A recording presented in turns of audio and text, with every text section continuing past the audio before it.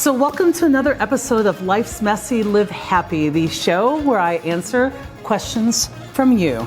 So I have Concerned HR in Omaha sent me a question. We are moving into a new space within the year, and there's a lot of turmoil on where people will be sitting, what kind of desk they'll have, who gets what office.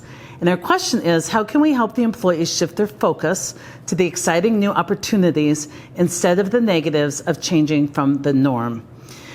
You leaders need to help people shift their focus and manage the energy. I often say that leaders don't manage people as much as they manage the energy of people. And we need to manage energy away from why we can't and why we shouldn't have to and why it's not my preference to what are we trying to create and how can you step up and skillfully move in that direction? How can you deliver? So as a leader, you're just always moving from don't focus here, focus there. And that's really the answer to this question. I want you to focus on managing energy away from what I prefer to what will help us deliver what the business needs. And you can do this in a whole lot of ways. When people come up to you and go, well, I just am worried about where I'm going to sit, just say, you know what? Don't want you to focus there. I want you to focus on how we arrange ourselves to best deliver on the business. Well, I don't like, and I heard that they got this. Whoa, whoa, whoa, whoa, whoa. Not a place to focus. That's about your personal comfort and preference. We don't make decisions based on that. We make decisions on what we need the business to deliver and how to organize ourselves in the best way possible to make it happen. Something like a move is a great assessment for where your team is in terms of their own ego, in terms of fighting for their own preference over the potential of what we could create for the company. And so I want you to focus not on how do we change reality and get things situated for your comfort, but how we can grow you so that you can bring your own comfort to whatever place you end up. Like, how do you make your comfort portable and dependent on yourself? So this is the perfect time to say, you know, we have this upcoming move.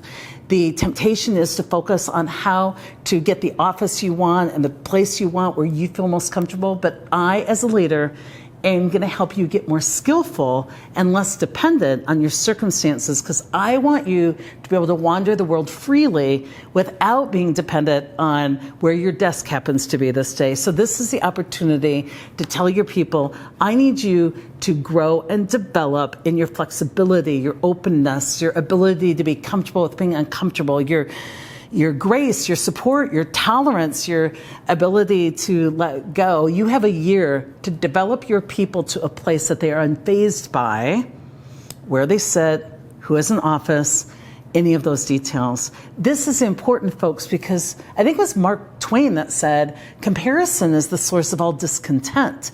Tattling, scorekeeping, that's all work of the ego. Move beyond ego, which is stop. What can you do to help? Stop. What do you know for sure? Well, if they get this office, this means that.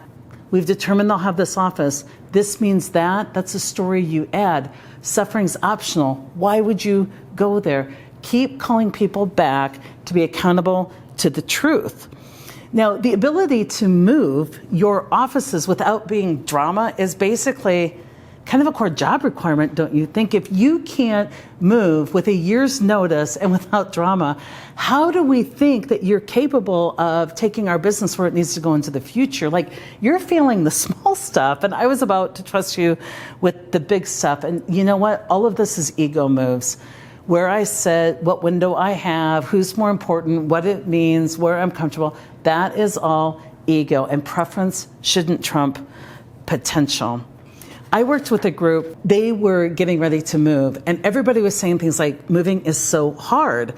And I wasn't sure about that. So I did this cool research where I looked at and tested the readiness of individuals for the move. What's readiness? Did they use intra-office messaging, or did they need a door where they could only have verbal conversation and talk loudly on the phone?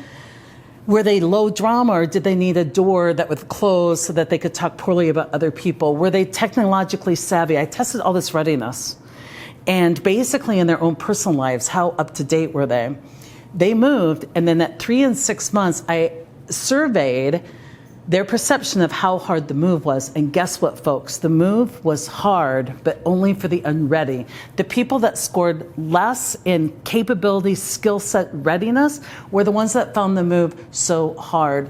So unfortunately, concerned in HR, this move is revealing to you how coddled your people have been, how you have let ego and preference forego potential. This isn't about engagement, because you're not offering them horrid places to work. You're offering them brand new, fabulous offices.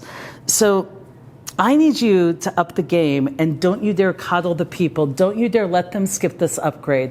They need to develop the competencies necessary where they can move and bring their own comfort with them. So your assignment is to focus on their development so that they can get good at creating their own comfort for themselves wherever they are, that they can grow beyond this need for everything stacked in their favor. It's going to be awesome, because their future is going to be better, because through this experience, you've mined it for learning, and they're going to be able to move into the future not dependent on having the same desk equal to someone else like they've always had. You're going to free them up from the past so they can move boldly into the future.